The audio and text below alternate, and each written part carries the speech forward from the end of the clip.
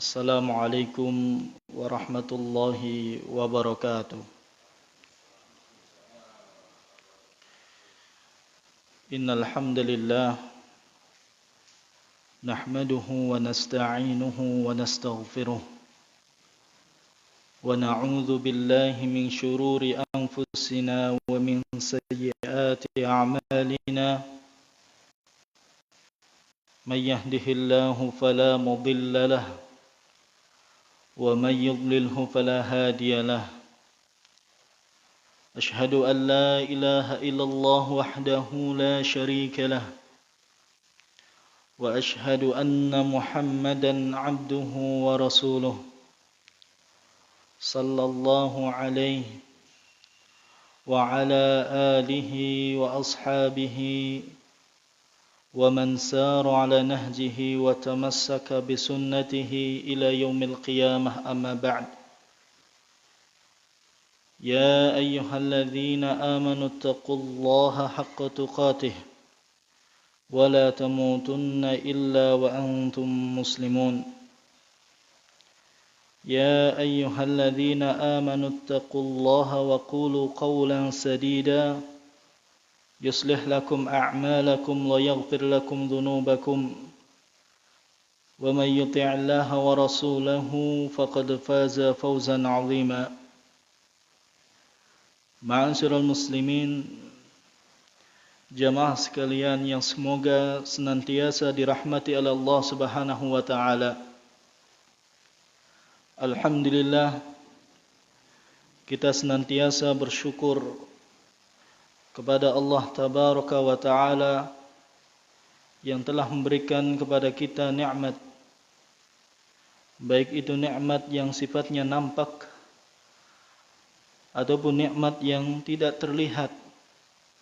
Semua kita patut bersyukur kepada Allah Tabaraka wa taala, dengan harapan Allah pun menambahkan kepada kita nikmat yang jauh lebih baik dari nikmat yang telah kita syukuri. Salawat dan salam juga kita haturkan kepada suri tauladan kita, baginda Nabi Allah Muhammad sallallahu alaihi wasallam, beserta para keluarga beliau, istri-istri beliau, dan juga para sahabat beliau yang setia menemani, mendampingi perjuangan beliau. Semoga dengan kita bersolawat kepadanya, kita mendapatkan taufik dari Allah Subhanahu wa taala untuk mengikuti sunnahnya, mengikuti petunjuknya hingga akhir hayat kita, dan semoga Allah wafatkan kita di atas sunnah dan di atas Islam. Amin ya rabbal alamin. Ma'asyiral ikhwah, ma'asyiral muslimin, yang semoga senantiasa dirahmati Allah Subhanahu wa taala. Di kesempatan sore hari ini, sembari kita menunggu waktu maghrib, sembari kita menunggu waktu berbuka puasa, yaitu puasa Asyura, tepatnya di tanggal 10 bulan Muharram, kita mencoba untuk at-tanasuh, saling nasihat dan menasihati, saling mengingatkan satu dengan yang lainnya, dan semoga dengan peringatan ini pun bermanfaat bagi kita dalam meniti kehidupan ini, dan tentunya juga bermanfaat bagi kehidupan kita nanti di akhirat kelak. Amin ya rabbal alamin. Ma'asyiral ikhwah rahimani wa rahimakumullah.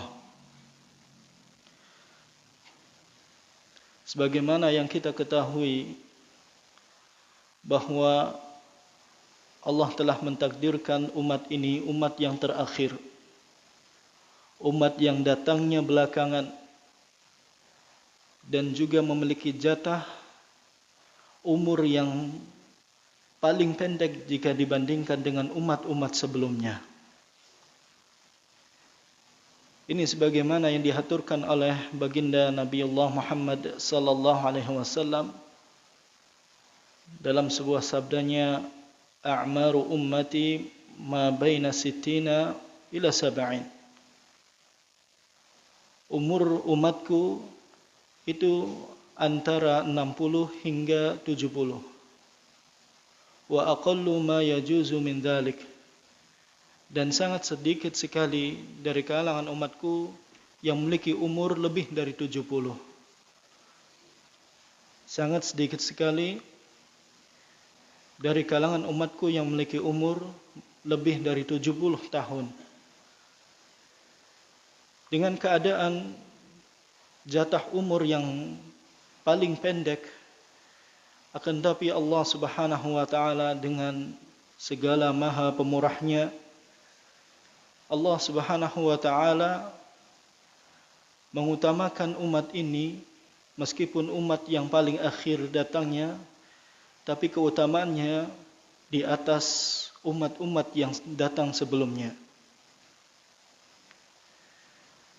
Meskipun umurnya pendek, akan tapi amaliyah atau ibadah yang dikerjakan oleh kita yang merupakan bagian dari umat yang terakhir ini,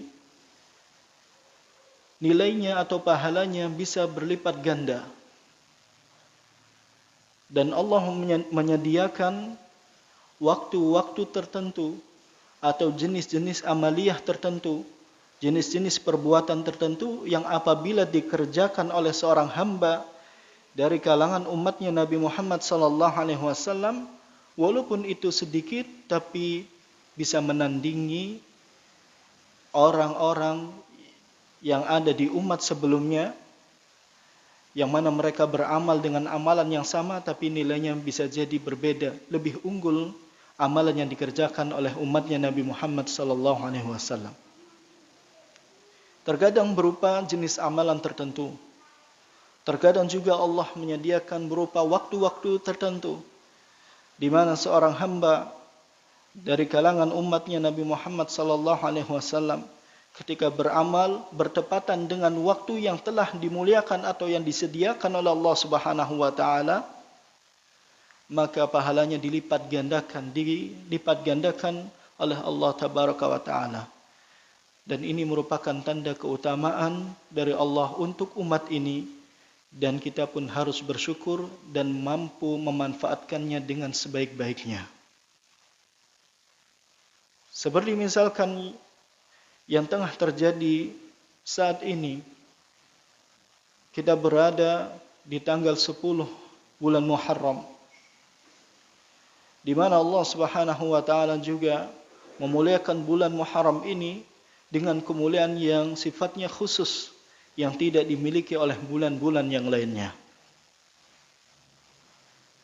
Sehingga perlu kita mencari tahu dan terus mencari tahu apa saja kiranya yang bisa kita lakukan, yang bisa kita manfaatkan sehingga kita bisa mendapatkan pahala yang berlipat ganda di bulan Muharram ini. Amaliyah atau amalan apa saja, sehingga jangan sampai kita melalui bulan Muharram ini dengan lalu lalang begitu saja. Atau orang Tegal bilang, menyebutkan dengan lenggang kangkung. Ya. Tidak membawa pahala sedikit pun selesai dari bulan Muharram. Na'udzubillah min dzalik. Ma'asyiral muslimin, a'azzani Allah wa iyyakum ajma'in. Bulan Muharram, sebagaimana yang kita ketahui bersama, adalah bulan yang pertama dalam bulan Hijriyah atau bulan Islam, perhitungan penanggalan Islam. Penamaan bulan-bulan Hijriyah ini datangnya dari Allah Subhanahu wa taala. Memang sebagian ada yang berawal atau yang melatar belakangi adalah beberapa kegiatan atau kebiasaan dari orang-orang Arab jahiliyah dulu. Tapi kemudian datang syarat ini menetapkannya. Dan inilah yang sebagaimana disebutkan oleh Imam As-Sakhawi rahimahullah ta'ala dalam kitabnya Al-Masyhur fi Asma'il Ayyami Wasyuhur. Sebuah kitab yang menyebutkan tentang arti dari nama-nama bulan dan juga nama-nama hari. dan juga menyebutkan tentang keutamaan-keutamaan di dalamnya, atau bahkan juga tarikh atau sejarah yang melatar belakangi kenapa bulan ini disebut dengan bulan ini, kenapa bulan ini memiliki nama ini. Dan itu ada pada tulisan dari Imam As-Sakhawi rahimahullahu ta'ala. Ma'asyiral muslimin rahimakumullah, sebagaimana yang disampaikan oleh Imam As-Sakhawi dalam kitab yang tadi kita sebutkan, bahwa penamaan bulan Muharram ini dikarenakan bulan ini memiliki keutamaan atau keagungan. Sebagian juga berpendapat bahwa dinamakan bulan Muharram karena ada beberapa hal yang diharamkan oleh Allah Subhanahu wa taala, dan keharaman tersebut atau aturan yang diharamkan oleh Allah tersebut tidak diberlakukan di bulan-bulan yang lainnya, sehingga dinamakan dengan bulan Muharram, bulan haram. Maksudnya adalah ada hal-hal yang diharamkan secara khusus di bulan Muharram ini, sehingga disebut dengan bulan Muharram. Nah, ma'asyiral muslimin rahimani wa rahmakumullah, sama halnya ketika Allah Subhanahu wa taala menamai masjid yang di tengah-tengahnya ada Ka'bahnya yang berada di kota Makkah dengan sebutan dengan Masjidil Haram, dengan sebutan Masjidil Haram, Masjid Al-Haram atau Baitul Haram. Penambahan kata Al-Haram di sini ini disebabkan karena ada beberapa hal-hal yang diharamkan oleh Allah secara khusus ketika seorang berada di dalam Masjidil Haram. Dan ini, larangan ini tidak berlaku di luar Masjidil Haram atau di masjid-masjid yang lain selain Masjidil Haram. Ma'asyiral ikhwah rahimani wa rahimakumullah. Sehingga penamaan Muharram sekali lagi ini dikarenakan adanya keagungan, ta'zim, kemuliaan yang ada di bulan tersebut, dan juga karena disebabkan ada aturan-aturan secara khusus, keharaman-keharaman secara khusus yang Allah tetapkan di bulan ini dan tidak diberlakukan oleh Allah di luar bulan ini, bulan Muharram. Dan bulan Muharram ini bulan yang pertama dan termasuk dalam bagian dari Ashhurul Hurum. Ya. Muharram sendiri secara nama ini diambil dari kata haram. Bulan Muharram itu sendiri juga termasuk dalam kategori bulan-bulan haram. Dan bulan-bulan haram itu ada 4. Ya, bulan Hijriah itu ada 12. Kemudian dikhususkan lagi oleh Allah Subhanahu wa taala ada 4 bulan, dan ini termasuk ya dalam kelompok Ashhurul Hurum. Bulan-bulan haram, bulan-bulan yang memiliki aturan atau larangan-larangan, keharaman-keharaman secara khusus yang tidak berlaku di luar 4 bulan ini. Ma'asyiral ikhwah rahimani wa rahimakumullah. Dan pengelompokan 4 bulan ini pun telah ditetapkan oleh Allah Subhanahu wa taala. Seperti yang disebutkan di dalam surah At-Taubah ayat yang ke-36, di mana Allah Subhanahu wa taala berfirman, "Inna iddatash syuhuri 'indallahi 12 syahran." Sesungguhnya jumlah bulan di sisi Allah Subhanahu wa taala ada 12 bulan. Fi kitabillahi yauma khalaqas samawati wal ard. Dan ini sudah menjadi ketetapan dari Allah Subhanahu wa taala semenjak langit dan bumi telah diciptakan. Jumlah 12, bilangan 12 ini telah ditetapkan oleh Allah Subhanahu wa taala semenjak Allah menciptakan bumi dan langit. Bahkan nama-namanya juga telah ditetapkan oleh Allah Subhanahu wa taala. Dan lebih khusus lagi Allah Subhanahu wa taala menyebutkan minha arba'atun hurum.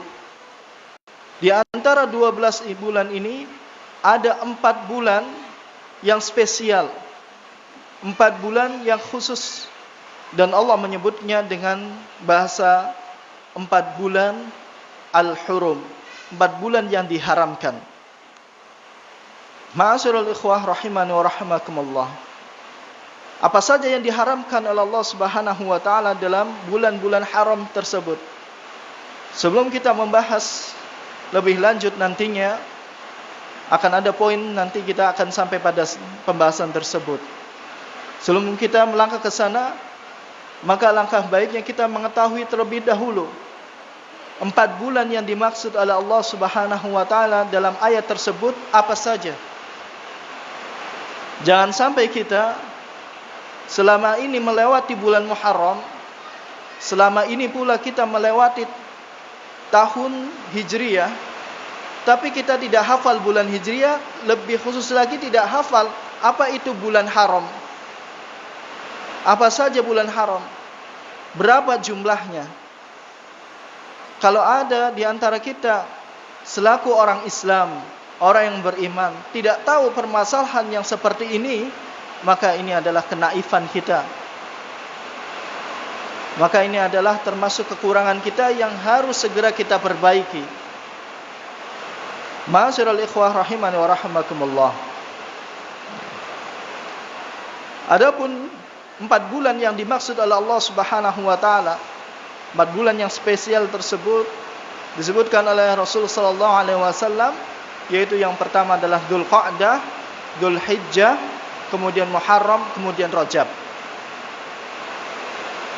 Saya ulangi, 4 bulan yang dimaksud oleh Allah Subhanahu wa taala sebagai bulan yang spesial, yang disebut dengan bulan hurum, Ashhurul Hurum, itu adalah Dzulqa'dah, kemudian Dzulhijjah, kemudian bulan Muharram, dan kita sekarang berada di bulan tersebut, bulan Muharram, kemudian bulan Rajab. Ma'asyiral ikhwah rahimani wa rahimakumullah. Dan penamaan bulan ini pun sekali lagi tadi Allah Subhanahu wa taala menyebutkan fi kitabillahi yauma khalaqas samawati wal ard. Ini sudah menjadi ketetapan dari Allah Subhanahu wa taala dari semenjak Allah menciptakan langit dan bumi. Walaupun dalam latar belakang penamaan bulannya ini melibatkan orang-orang Arab jahiliyah, tapi Allah sesungguhnya telah lebih awal menetapkan penamaan bulan ini. Sehingga dari penjelasan ini ada pelajaran yang berharga bagi kita. Tidak semua kebiasaan jahiliyah kita ingkari secara mutlak. Tidak semua kebiasaan adat kita tolak secara mutlak. Tidak semua kebiasaan yang telah terjadi di tengah-tengah masyarakat kita ingkari secara mutlak. Maksudnya secara keseluruhan tidak. Harus kita selaraskan, timbang terlebih dahulu. Apakah sudah sesuai dengan syariat Islam? Jika itu benar, maka kita ikuti kebiasaan tersebut. Atau sebaliknya, ternyata bertentangan dengan syariat Islam, maka kita lebih mendahulukan syariat Islam. Ma'asyiral ikhwah rahimani wa rahimakumullah.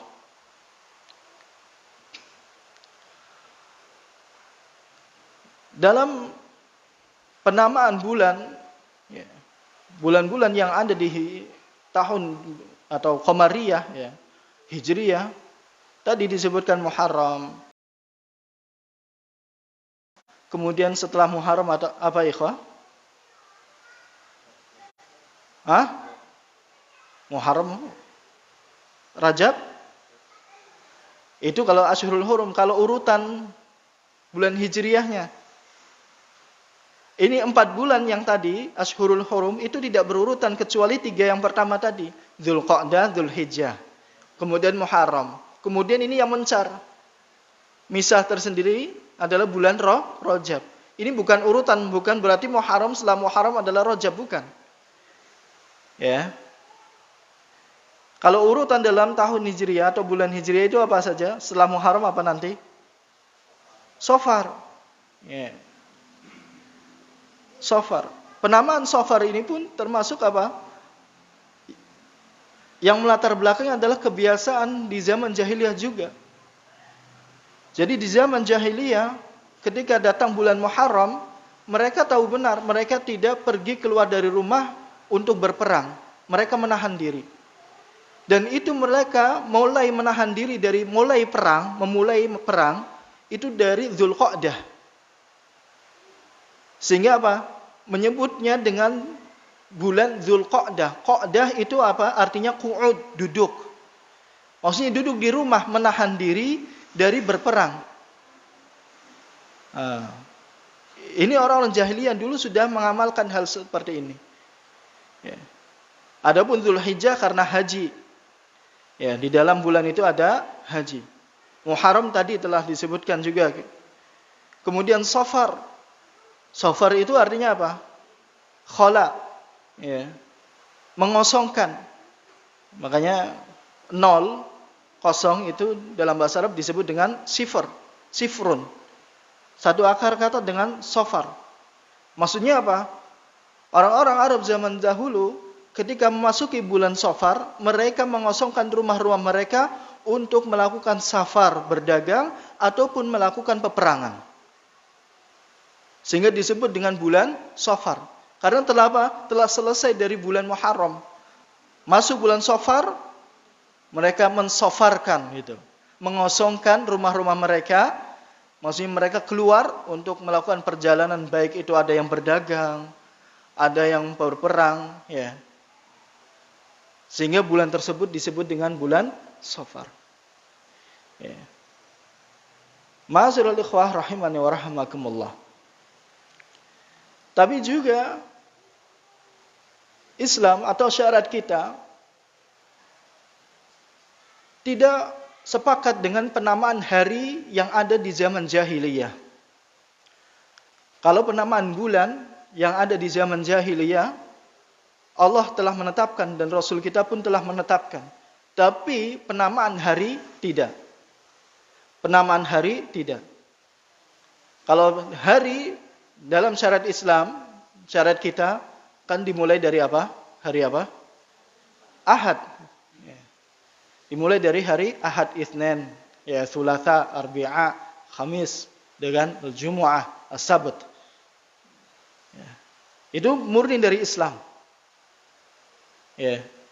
Adapun penamaan hari dari orang-orang jahiliyah itu dimulai dari awal. Namanya awal. Yang pertama adalah apa? Awal. Kemudian yang kedua adalah ahwan. Kemudian yang ketiga ada dabbar, yang keempat ada jabbar, kemudian ada yang kelima ya, mu'nis atau mu'annas. Ya. Kemudian yang keenam ada al-urubah. Kemudian yang terakhir ada syiar. Ini nama-nama hari di zaman jahiliyah. Ma'asyiral ikhwah rahimani wa rahimakumullah. Dari keterangan ini sekali lagi saya ulangi, ya, terdapat pelajaran berharga bagi kita bahwa tidak semua kebiasaan jahiliyah ataupun kebiasaan adat istiadat di suatu negeri atau tempat kemudian kita ingkari secara mutlak, secara keseluruhan. Karena terbukti ketika Islam datang, Islam pun menetapkan nama bulan sesuai dengan kebiasaan di zaman jahiliyah. Tapi tidak menetapkan nama hari yang telah diberi atau yang telah berlaku di kalangan orang-orang Arab jahiliyah. Kita pun sama. Ya. Memandang kebiasaan masyarakat yang ada di sekeliling kita, jangan dengan pengingkaran secara mutlak, tapi timbang terlebih dahulu dengan syariat kita, syariat Islam. Jika bersesuaian maka kita pakai, jika tidak maka kita mendahulukan syariat kita ini, syariat Islam. Ma'asyiral muslimin, jamaah sekalian rahimani wa rahimakumullah. Di dalam bulan Muharram terdapat hikmah ataupun faidah. Baik itu, kalau hikmah itu kan secara bahasa, di bahasa kita, bahasa Indonesia, itu bisa bermakna manfaat. Ya. Tapi yang berlaku di masyarakat kita, hikmah itu sering dimaknai dengan pelajaran atau ibrah gitu ya. Tapi kalau kita melihat merujuk pada kamus bahasa kita, lebih sering hikmah itu selain makna bijaksana juga memiliki arti manfaat. Atau juga terkadang dengan arti keutamaan. Sehingga ketika kita menyebut bulan Muharram ini dengan hikmah bulan Muharram itu apa? Bisa kita jawab dengan faidah atau manfaat atau keutamaan yang ada di bulan Muharram. Ma'asyiral ikhwah, ma'asyiral muslimin, rahimani wa rahimakumullah. Di antara keutamaan ataupun hikmah yang ada pada bulan Muharram, Rasul sallallahu alaihi wasallam menyebut bulan ini dengan syahrullah. Menyebut bulan ini, bulan Muharram ini dengan syahrullah. Tidaklah sesuatu disandarkan kepada Allah Subhanahu wa taala kecuali itu menunjukkan kemuliaan tersendiri baginya. Seperti misalkan Baitullah, rumah Allah, baik itu dalam arti masjid ataupun Baitullah dalam arti Masjidil Haram, ataupun Baitullah dalam arti Ka'bah itu sendiri. Ini menunjukkan keutamaan yang ada di dalam masjid. Karena apa? Disebut dengan Baitullah, rumah Allah, rumah yang disandarkan kepada Allah Subhanahu wa taala. Sama halnya ketika seorang memiliki nama Abdullah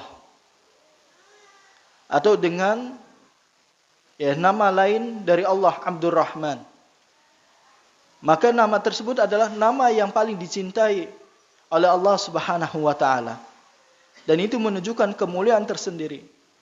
Bahkan Allah Subhanahu wa taala ketika hendak memuliakan nabinya, Nabi kita Muhammad sallallahu alaihi wasallam, ketika Allah mengutus Nabi Muhammad sallallahu alaihi wasallam memindahkan untuk melalui Isra dan Mi'raj, Allah menyebutnya dengan apa? Menyebut Nabi kita dengan sebutan Abdullah, hamba Allah Subhanahu wa taala. Dan ini kemuliaan tersendiri. Sekali lagi, kaidahnya adalah tidaklah suatu disandarkan kepada Allah Subhanahu wa taala kecuali itu menunjukkan kemuliaan.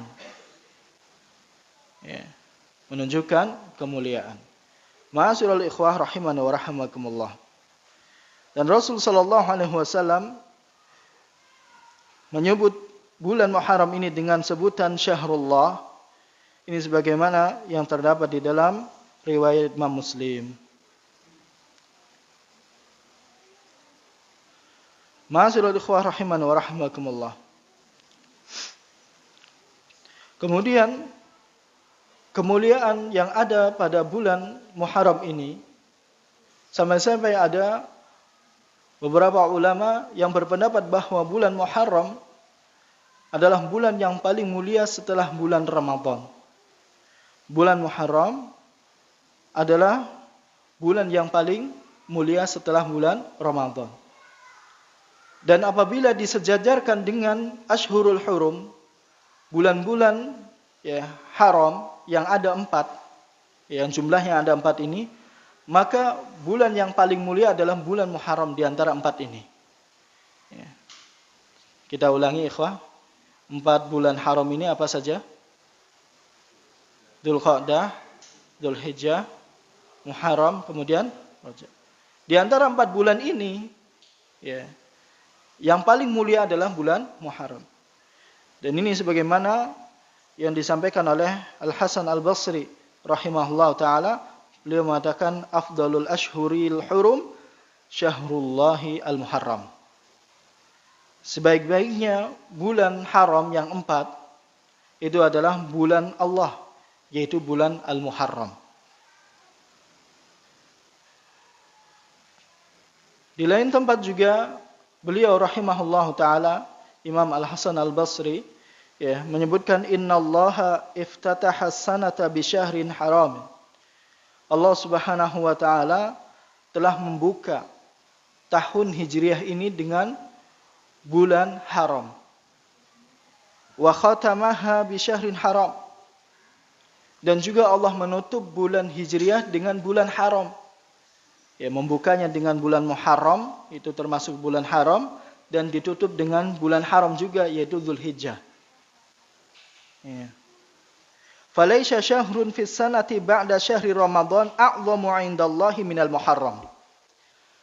Kata Imam Al-Hasan Al-Basri, dan tidak ada bulan di tahun Hijriah yang lebih utama, ya, setelah bulan Ramadan, ya, selain bulan Muharram. Ya, jadi bulan Muharram itu ada pada urutan yang kedua setelah bulan Ramadan dalam masalah keutamaan di antara 12 bulan, di antara bulan-bulan yang lainnya yang jumlahnya ada 12. Ma'asyiral ikhwah, Bapak-bapak, ibu-ibu, jamaah sekalian rahimani wa rahimakumullah.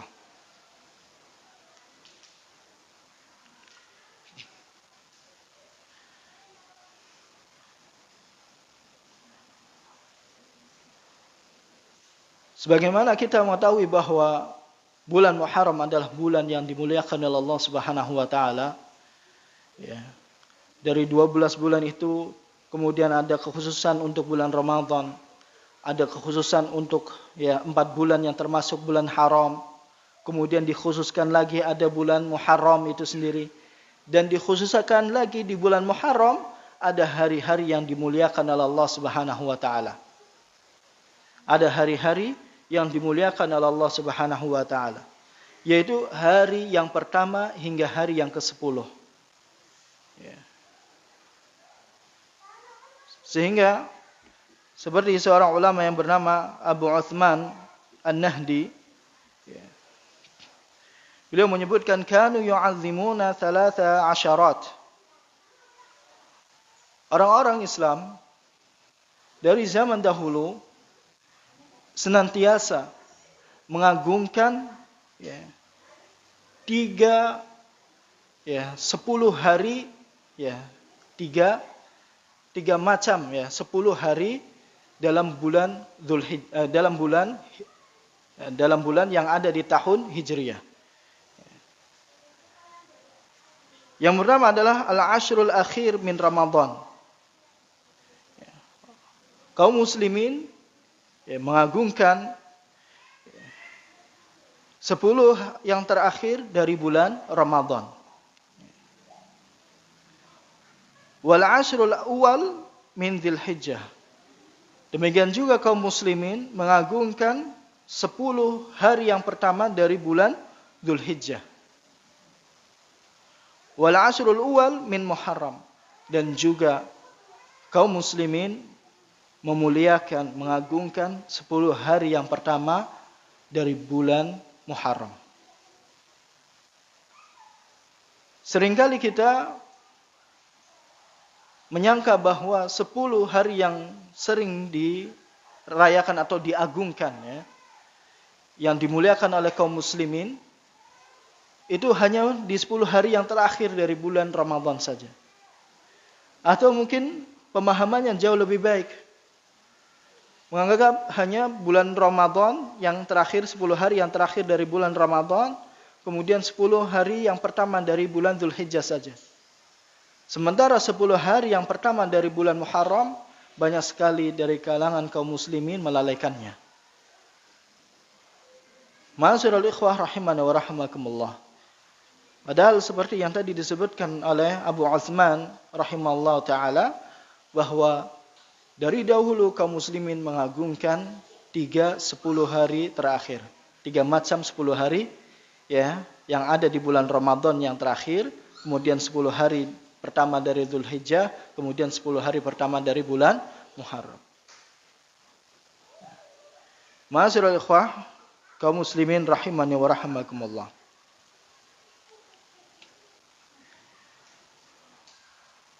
Kemudian sebagaimana yang kita sebutkan tadi, penamaan Muharram ini ya, disebabkan karena ada hal-hal yang diharamkan oleh Allah Subhanahu wa taala secara khusus. Di mana keharaman ini tidak berlaku di bulan-bulan yang lainnya, di luar bulan Ashhurul Hurum. Ya. Sehingga inilah di antara yang melatar belakangi penamaan bulan Muharram. Di antara yang dilarang ya, di Ashhurul Hurum adalah tidak bolehnya kaum muslimin memulai perang. Ya, tidak bolehnya kaum muslimin memulai perang. Sehingga lanjutan dari surat At-Taubah yang tadi kita sebutkan pada ayat yang ke-36, Allah Subhanahu wa taala melanjutkan setelah dzalikad dinul qayyim. Ya.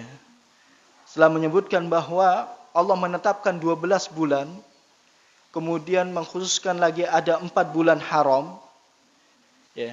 Allah menyebutkan dzalikad dinul qayyim. Itulah agama yang lurus yang sesungguhnya. Artinya seorang akan dikatakan dia istiqamah ketika dia memperhatikan apa yang sudah menjadi ketetapan dari Allah Subhanahu wa taala, dan di antara ketetapan tersebut adalah apa? Bulan-bulan yang ada di Hijriah, bulan Hijriah, dan juga 4 bulan yang disebut dengan Ashhurul Hurum. Dzalika dinul qayyim. Itulah yang dimaksud dengan agama yang lurus.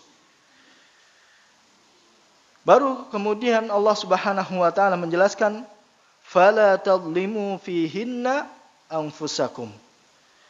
Maka ketika kalian berada di 4 bulan haram ini, jangan sekali-kali kalian ya, berbuat zalim atas diri kalian masing-masing. Nah, para ulama di sini berbeda pendapat, ikhwah sekalian. Perlu saya sampaikan juga ya, walaupun sebenarnya ini pembahasan yang cukup panjang. Tapi sekedar untuk wawasan kita, bahwa ketika tadi kita menyebutkan ya, bulan Muharram, di sana ada larangan yang diharamkan oleh Allah Subhanahu wa taala secara khusus, dan ini juga berlaku di 4 bulan tadi, Dzulqa'dah, Dzulhijjah, Muharram, Rajab, yaitu tidak boleh memulai peperangan. Ya. Kalimat tidak boleh memulai peperangan ini, para ulama berbeda pendapat. Apakah hukum ini masih berlaku atau sudah dihapus atau mansukh? Ya. Apakah larangan ini masih berlaku hingga hari sekarang, bahkan hari akhir, atau telah dihapus oleh Rasul sallallahu alaihi wasallam? Ya. Ini berawal dari apa? Satu kalimat ya, yang ada pada ayat tadi. Fala tadlimu fihinna anfusakum. Janganlah kalian ya menzalimi di dalam bulan-bulan tersebut ya. Janganlah kalian menzalimi diri kalian sendiri. Ya, menzalimi di sini ya, maksudnya secara khusus adalah peperangan, secara umum adalah menzalimi berbuat maksiat. Kalau berbuat maksiat di bulan haram, ya, maka ini jelas. Para ulama sepakat seorang hamba yang berbuat dosa atau berbuat maksiat di bulan-bulan haram, maka dosanya itu dilipat gandakan. Berbeda dengan perbuatan maksiat yang dia lakukan di luar bulan haram. Tidak ada perselisihan di kalangan ulama. Tapi para ulama berselisih pendapat, apakah memulai perang larangan memulai perang di bulan haram itu masih berlaku atau telah dihapus. Jumhur ulama, mayoritas ulama berpendapat bahwa larangan memulai peperangan di bulan haram itu telah dihapus atau mansukh. Ya. Mungkin di antara kita ada yang terbesit, Ustaz, ini kan kita lagi aman, negeri aman, nggak usah bahas masalah peperangan. Tapi ini adalah hukum, harus kita jelaskan. Kita tidak akan pernah tahu, mungkin hari ini aman, besok kita tidak tahu keadaan negeri kita seperti apa. Tapi tentu kita mengharapkan negeri ini senantiasa menjadi negeri yang aman. Ya. Jadi sekali lagi saya ulangi, apakah larangan memulai perang ini telah dihapus atau masih ada? Ya. Tadi jumhur mengatakan telah dihapus. Dalilnya ini, fala tadlimu fihinna. Ya, dalilnya, fala tadlimu fihinna anfusakum. Janganlah kalian menzalimi diri kalian di bulan-bulan tersebut. Ya. Dhamir hunna fihinna. Ya. Anda belajar bahasa Arab ya? Belajar bahasa Arab enggak nih? Ya, hunna itu dhamir untuk apa? Ya, muannats jamak. Ya, muannats jamak, hunna. Menurut jumhur ulama, fihinna, hunna itu kembali pada apa? 12 bulan. Ya, karena kan pada ayat sebelumnya Allah menyebutkan apa? Bahwa jumlah bulan yang telah ditetapkan oleh Allah ada 12. Baru kemudian kan Allah berbicara apa? Ada 4 bulan termasuk bulan haram. Sehingga domir hunna, mu'annas yang menunjukkan jamak, itu bukan ke 4 bulan haram ini. Tapi apa? Ke 12 bulan. Jadi seluruh bulan. Ya, seluruh bulan Hijriyah. Tidak boleh seorang itu apa? Menzalimi. Sehingga yang dimaksud oleh jumhur ulama, fala tadlimu fihinna anfusakum, tidak boleh kalian menzalimi diri kalian di bulan-bulan tersebut adalah apa? Kezaliman dalam bentuk kemaksiatan yang kita lakukan. Menzalimi saudara-saudara kita yang lainnya, bukan dalam arti menzalimi di sini adalah peperangan, bukan. Ini menurut pendapat jumhur, mayoritas ulama. Tapi kemudian ada pendapat yang kedua, bahwa larangan tersebut masih berlaku. Ya, larangan memulai perang di bulan haram itu masih berlaku. Dan Rasulullah tidak pernah menghapus larangan tersebut. Sehingga apa? Dalilnya juga dengan kalimat yang sama, ayat yang sama. Fala tadlimu fihinna anfusakum. Janganlah kalian menzalimi diri kalian di bulan-bulan tersebut. Maksudnya apa? Jangan memulai peperangan di bulan haram. Dhamir hunna itu kembali kepada bulan-bulan haram, bukan ke 12 bulan itu. Sehingga Al-Imam Ibnu Qayyim rahimahullah ta'ala menyebutkan, dhamir hunna, penggunaan dhamir itu pada asalnya akan kembali pada apa? Pada kalimat yang paling dekat, bukan kalimat yang jauh. Sedangkan ayat tadi kalau kita perhatikan ikhwah, Allah menyebutkan yang pertama apa? Jumlah bulan ada 12. Kemudian baru menyebutkan 4 bulan termasuk bulan haram. Kemudian ada dhamir pengganti, kata ganti. Hunna ini kembalinya kemana? Jumhur mengatakan ke 12 bulan, tapi sebagian ulama termasuk Imam Ibnu Qayyim, juga Syekhul Islam Ibnu Taimiyah, dan juga beberapa ulama yang lain, hunna ini kembalinya kepada bulan haram. Sehingga larangan memulai peperangan di bulan Muharram itu masih berlaku hingga sekarang. Wallahu taala alam bisawab, mana yang lebih rajih, mana yang lebih kuat, saya hanya mengikuti apa yang telah dirajihkan oleh Syekh Muhammad Ibn Shalih Al-Utsaimin rahimahullah taala. Beliau menguatkan pendapat yang kedua, bahwa larangan memulai peperangan di bulan haram itu masih berlaku, tidak dihapus. Paham ya ikhwah di sini? Ya. Ma'asyiral ikhwah rahimani wa rahimakumullah. Yang dimaksud larangan ini adalah, ingat, memulai peperangan.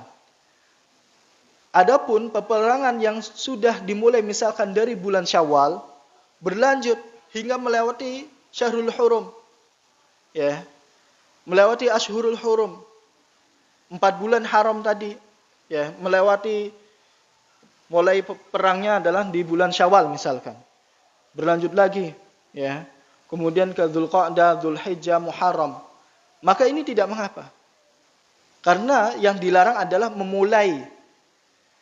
Kalau peperangan yang berlangsung berlanjut, maka itu bukan termasuk yang dilarang. Paham di sini? Paham ya? Ya, misal kemudian juga kasus yang lain.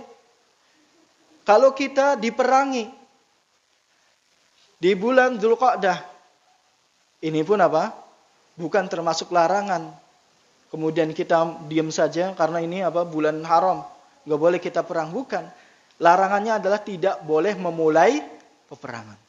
Tapi kalau dalam rangka difa', ya, membela diri, dalam rangka mempertahankan, ya, agama ini, mempertahankan negeri ini, maka itu diperbolehkan selama kita bukan yang memulai. Nah, ma'asyiral ikhwah rahimani wa rahimakumullah.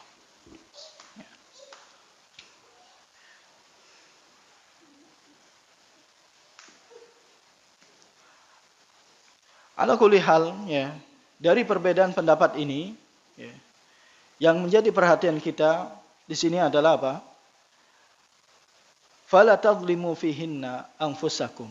Janganlah kalian, ya, menzalimi diri kalian di bulan-bulan tersebut. Ya. Kalimat menzalimi di sini, ya, selain tadi bermakna peperangan, ya, menurut sebagian ulama dan menurut pendapat jumhur adalah apa? Menzalimi dalam arti, ya, dia berbuat maksiat. Maka ini pun menjadi perhatian kita. Ketika kita berada di bulan haram, maka hendaknya kita lebih hati-hati. Ya, lebih hati-hati dalam berbuat. Karena perbuatan maksiat kita yang kita kerjakan tepat di bulan haram, ini dosanya dilipat gandakan oleh Allah Subhanahu wa taala. Dosanya dilipat gandakan oleh Allah Subhanahu wa taala. Dan inilah sebagaimana yang disebutkan oleh para ulama bahwa fahiya akada wa ablagha fil itsmi min ghairiha. Larangan jangan berbuat zalim di bulan haram ini sebagai apa? Sebagai penguat, ya, menjelaskan dengan kuat, dengan tegas bahwa apa saja yang kita kerjakan di bulan haram, ya, dari perbuatan maksiat, dosanya dilipat gandakan, lebih besar daripada dosa atau kemaksiatan yang kita kerjakan di luar bulan haram. Ya. Jika sekarang kita menyadari, ya, bahwa kita di tanggal 1 Muharram sudah melakukan kemaksiatan,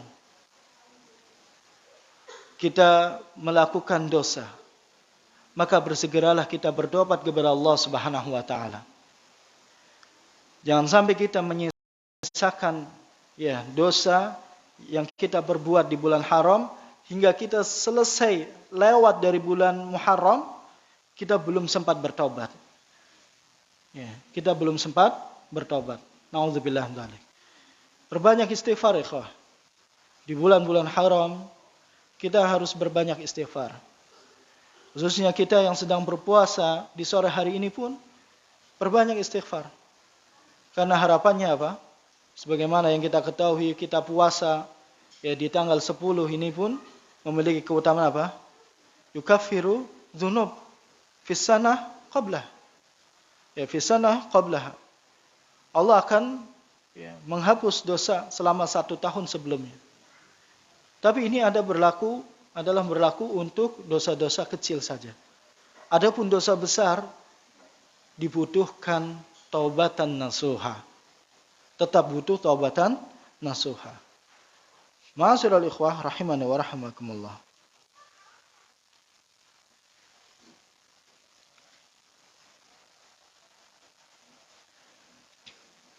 Kemudian keutamaan berikutnya, yustahabul iktharu al-iktharu minas siyami fi hadha syahri al-azim. Dianjurkan memperbanyak puasa, ya. Memperbanyak puasa di bulan Muharram. Ya. Disunahkan memperbanyak puasa di bulan Muharram. Dan ini sebagaimana yang terdapat di dalam riwayat Muslim, Rasul sallallahu alaihi wasallam bersabda, "Afdhalus siyami ba'da Ramadan syahrullahi al-Muharram." Puasa yang paling utama setelah bulan Ramadan adalah puasa di bulannya Allah, yaitu bulan Muharram.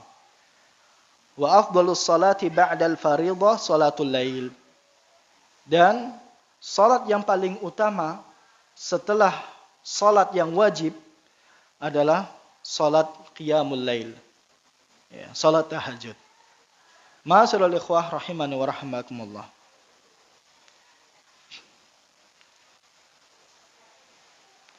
Adapun yang dimaksud ya, dalam sabda Rasul sallallahu alaihi wasallam di sini bahwa puasa yang paling utama ya, adalah puasa yang dilakukan di bulan Muharram. Sehingga dianjurkan untuk memperbanyak puasa. Memperbanyak puasa ini bukan dalam artian puasa selama 1 bulan penuh. Karena Rasul sallallahu alaihi wasallam tidak pernah berpuasa 1 bulan penuh kecuali puasa Ramadan. Ya, kecuali puasa Ramadan. Adapun di puasa yang lainnya memang benar Rasulullah pernah melakukan puasa, memperbanyak puasa di bulan Sya'ban. Di bulan Sya'ban. Memperbanyak puasa. Ya. Bahkan sampai dengan siho dengan bahasa nyaris 1 bulan penuh puasanya. Nyaris di sini bukan berarti apa? Full, bukan. Saking seringnya puasa. Ya. Nah, para ulama juga yang menyebutkan berdasarkan riwayat ini bahwa memperbanyak puasa di bulan Muharram ini sifatnya mutlak. Ya. Selain secara khusus tadi puasa di tanggal 10, kemudian Rasulullah punya azam, punya keinginan atau niatan akan berpuasa di tanggal 9 di tahun yang akan datang, tapi ternyata beliau telah wafat terlebih dahulu, yaitu berpuasa di tanggal 9 dalam rangka menyelisih kebiasaan Yahudi. Ya, kemudian ada riwayat yang lain juga berpuasa di tanggal 11. Jika memang niatnya adalah untuk menyelisih Yahudi, maka itu diperbolehkan. Sehingga para ulama pun mengklasifikasi, ya, mengelompokkan, ya, bahwa puasa yang paling utama di bulan Muharram itu ada 3 kategori. Ya. Yang pertama adalah puasa di tanggal 9, 10, 11. Yang kedua adalah di tanggal 9 dan 10. Dan yang ketiga di tanggal 10. Tapi para ulama pun ya memperbolehkan, ya, menganjurkan bahkan berpuasa atau memperbanyak puasa di bulan Muharram, tidak terbatas pada 3 hari ini saja. Ma'asyiral ikhwah rahimani wa rahimakumullah. Kemudian muncul pertanyaan, ya, kalau memang benar ya, bahwa memperbanyak puasa di bulan Muharram adalah hal yang dianjurkan, lantas kenapa tidak kita jumpai riwayat dari Rasul sallallahu alaihi wasallam ya, bahwa beliau puasa hampir nyaris 1 bulan penuh di bulan Muharram. Seperti halnya riwayat yang ada pada yang menyebutkan bahwa Rasulullah berpuasa di bulan Sya'ban. Kenapa demikian, ikhwah? Ya. Maka para ulama pun menyebutkan alasannya bisa jadi Rasulullah sallallahu alaihi wasallam mengetahui ya hal tersebut ya ketika beliau sudah berada di akhir hayatnya. Ya, di penghujung umurnya. Sehingga terbukti Rasul sallallahu alaihi wasallam ketika berpuasa di tanggal 10, kemudian ada sahabat yang memberikan informasi bahwa tanggal 10 juga orang-orang Yahudi Ahlul Kitab berpuasa, mengagungkan ya tanggal 10 bulan Muharram. Dalam rangka apa? Bersyukur, ya kan? Bersyukur karena Nabi Musa telah diselamatkan dari kejaran Fir'aun. Mendengar informasi yang seperti itu, maka Rasulullah SAW pun memiliki niat azam, niat yang kuat akan puasa di tahun depan di tanggal 9 mulainya dalam rangka menyelisih. Tapi ternyata Rasulullah tidak pernah melakukannya. Karena apa? Telah wafat terlebih dahulu. Dan ini menunjukkan apa? Bisa jadi Rasulullah SAW mengetahui keutamaan secara menyeluruh yang ada pada bulan Muharram justru di penghujung hayatnya. Ya. Ma'asyiral ikhwah rahimani wa rahimakumullah.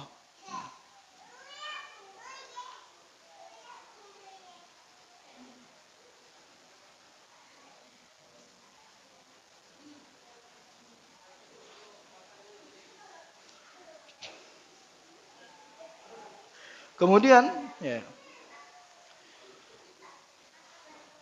keutamaan berikutnya yaitu Asyura huwal yaumul ashir min syahri Muharram. Yang dimaksud dengan hari Asyura, ya, orang Jawa bilang itu dengan syura. Ya. Orang Jawa bilang dengan syura. Asyura, ya, kalau bahasa kitanya itu adalah Asyura. Asyura disebut dengan Asyura itu adalah maksudnya hari ke-10. Hari ke-10 ya dari bulan Muharram. Dan inilah pendapat yang dipegang oleh jumhur ulama salaf dan bahkan juga ulama khalaf. Dan Asyura, penamaan Asyura ini murni datangnya dari Islam. Ya. Jadi tidak ada sangkut pautnya dengan sejarah yang terjadi di jahiliyah, di Arab jahiliyah sebelum datangnya Islam. Penamaan Asyura itu murni dari Islam. Tapi kemudian ya, ternyata di wilayah kita justru bahasa syura yang kemudian disingkat dengan syura, ya, ini lebih kesan pada hal yang mistik, misteri, ya. Sehingga ada istilah apa? Malam Sabtu, satu suro atau Sabtu suro? Satu suro. Ya. Saking mistisnya, ya, orang-orang yang ya, mempunyai gaman, ya, mempunyai jimat, itu memanfaatkan malam tersebut untuk apa? Untuk memuliakan gaman atau jimat tersebut. Ya. Dengan cara memandikannya. Cara memandikannya pun dengan ya bahkan mungkin yang mandiin pun nggak pernah mandi bunga gitu. Tapi giliran kerisnya itu dimandiin dengan mandi bunga. Nggak cukup itu juga, kadang dikasih makan. Ya, kasih sesajen, kemenyan, bahkan ada yang dikasih emas. Dan itu saya pernah menyaksikan sendiri. Ya. Sesajennya adalah emas, ikhwah. Dan takarannya pun entah saya ya nggak tahu apakah menghitungnya sesuai dengan tahun ganjil atau tahun genap. Ya. Jadi gramnya, jumlah gram emasnya itu sesuai dengan tahunnya. Kalau genap berarti 2 gram, kalau ganjil 1 gram. Ya. Itu ada yang semacam itu. Yang miris, ikhwas. Ya. Kita tahu bahwa apa? Orang yang memberi ya pusaka atau kerisnya itu dengan makanan emas itu, sesajen berupa emas, ya, dia itu nggak pernah beliin emas untuk istrinya gitu.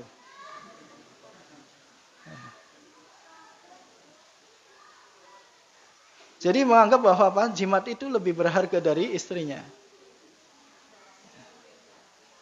Dan belakangan ternyata apa? Ya, naudzubillah dzalik, alhamdulillah ya beberapa keturunannya telah bertobat, ya itu imbasnya pada keluarganya. Jadi anak-anaknya itu ya ternyata perjanjiannya adalah tidak bisa mendapatkan keturunan laki-laki. Jadi setiap dia mau punya keturunan laki-laki, ya, biiznillah selalu keguguran atau bahkan hilang. Dan itu nyata, ikhwah. Ya, dan itu nyata. Ya. Dan Anda menyaksikan sendiri. Ya. Ma'asyiral ikhwah rahimani wa rahimakumullah. Jadi Asyura itu sesungguhnya datangnya dari Islam. Kemudian muncul ya mitos-mitos ya belakangan, semuanya itu sesungguhnya bukan dari Islam. Ya. Islam datang dengan sebutan Asyura, yang menyebut hari yang ke-10 dari bulan Muharram dengan Asyura, dan cara kita mengagungkannya adalah dengan berpuasa dan memperbanyak ibadah serta menjauhi diri dari perbuatan zalim. Ma'asyiral muslimin, jamaah sekalian rahimani wa rahimakumullah.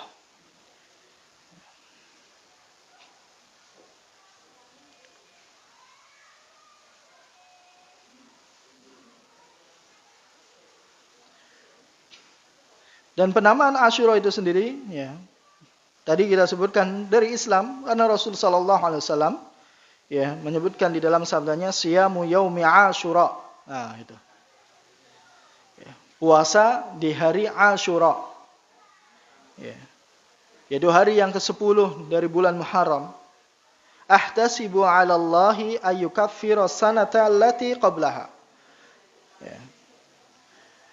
Aku berharap kepada Allah Subhanahu wa taala, ya, orang yang berpuasa Asyura ini, Allah akan mengampuni dosa-dosanya 1 tahun yang lalu. 1 tahun yang lalu.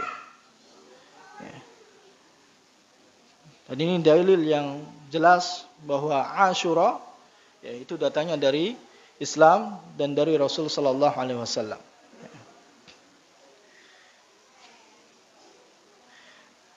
Dan dalam hadis yang tadi kita sebutkan ini, ikhwah sekalian rahimani wa rahimakumullah, ketika Rasul sallallahu alaihi wasallam menyebutkan ayyukaffira sanata allati qablahu, Allah ya akan mengampuni 1 tahun yang lalu ya dosa-dosa yang terjadi di tahun yang lalu, 1 tahun yang lalu. Ini maksudnya dosa yang kecil. Ya, maksudnya dosa yang kecil. Adapun dosa yang besar, maka tadi telah kita sebutkan, ini butuh taubatan nasuha. Taubat secara khusus. Ya, taubat secara khusus. Maka ini perlunya kita bisa membedakan mana dosa kecil dan mana dosa yang besar. Bukan untuk niatan apa? Meremehkan. Saya tahu ini dosa kecil. Bapak itu dosa kecil. Bukan. Tapi apa? Untuk hal-hal yang semacam ini. Ketika kita melakukan ibadah yang kita ketahui keutamanya adalah menghapus dosa, dan ternyata kita ketahui bahwa dosa yang dihapus adalah dosa kecil, maka kita bisa, oh iya, tahun lalu saya telah melakukan dosa dan itu dosa besar. Dan saya harus bertobat. Dengan saya puasa hari ini, Allah belum tentu mengampuni dosa tersebut. Saya harus bertobat secara khusus. Ini diantara manfaat apa? Kita mempelajari mana dosa kecil, mana dosa besar. Antum bisa ya baca buku Al-Kabair, ya terjemahannya sudah ada, atau ikuti kajian-kajian yang membedah kitab Al-Kabair, ya punya Imam Adz-Dzahabi ataupun ulama yang lainnya. Ya, di sana disebutkan ya urutan-urutan dosa dari mulai yang paling besar sampai yang paling rendah. Ma'asyiral ikhwah rahimani wa rahimakumullah.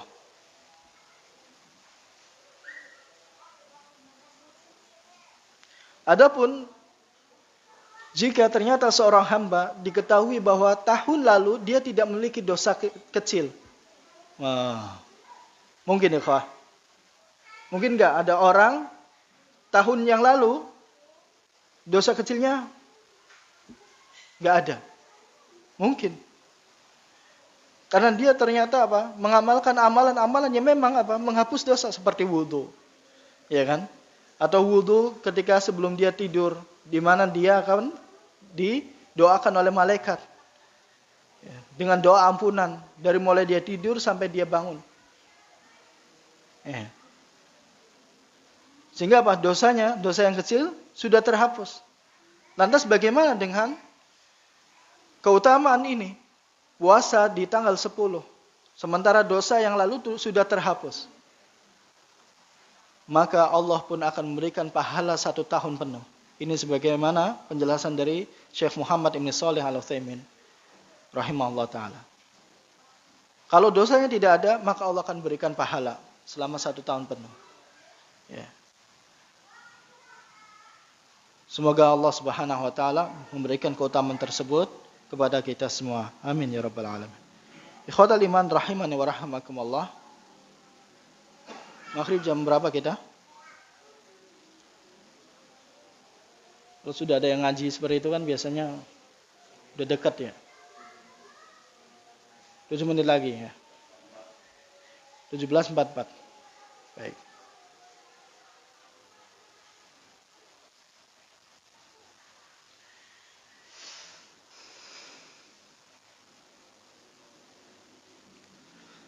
Khadal iman rahimani wa rahimakumullah. Ya. Mungkin ini yang bisa saya sampaikan ya, di kesempatan sore hari ini menjelang kita berbuka untuk puasa Asyura kita. Dan silakan jika nanti antum ada pertanyaan, nanti bisa japri dengan ana.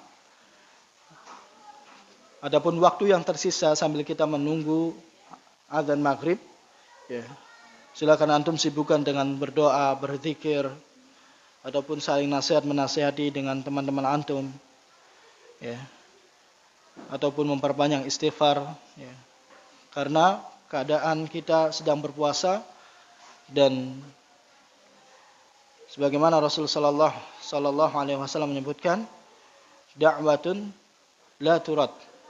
Ada doa yang tidak bakal ya ditolak. Di antaranya adalah apa? Doanya orang yang sedang berpuasa hatta yuftir, sampai dia berbuka. Ya. Mudah-mudahan ini bermanfaat bagi kita semua. Kita akhiri dengan bacaan kafaratul majlis. Subhanakallahumma wa bihamdika asyhadu an la ilaha illa anta astaghfiruka wa atubu ilaik. Wa sallallahu ala nabiyyina Muhammadin wa ala alihi wa sahbihi wa sallam. Assalamualaikum warahmatullahi wabarakatuh.